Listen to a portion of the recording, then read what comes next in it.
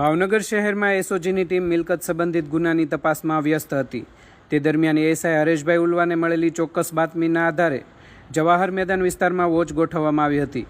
દરોડા દરમિયાન પોલીસે 18 વર્ષીય સમીર ઇમરાનભાઈ કાજી રહેવાનું અમીપરા શેલાશા ચોક રેવડી બજાર ભાવનગર અને 22 વર્ષીય સુજાન ઇકબાલભાઈ શેખ રહેવાનું માવતવાળો ખાંચો સાંઢિયાવાડ ભાવનગર જેઓને શંકાસ્પદ હાલતમાં ઝડપી પાડ્યા હતા। તેમની પાસેથી હોન્ડા શાઇન મોટરસાઇકલ અને એક્સેસ સ્કૂટર મળી આવ્યા હતા। વાહનોના દસ્તાવેજો માંગતા આરોપીઓ કોઈ સંતોષકારક પુરાવા રજૂ કરી શક્યા નહોતા। ત્યારબાદ પોલીસ દ્વારા ગુજકોપ સોફ્ટવેરમાં તપાસ કરતા બંને વાહનો ઘોઘા રોડ પોલીસ સ્ટેશન વિસ્તારમાંથી ચોરી થયેલા હોવાનું સામે આવ્યું હતું। પોલીસે અંદાજે ₹75,000નો મુદ્દામાલ જપ્ત કરી બંને આરોપીઓને ઘોઘા રોડ પોલીસ સ્ટેશન ખાતે સોંપવામાં આવ્યા હતા।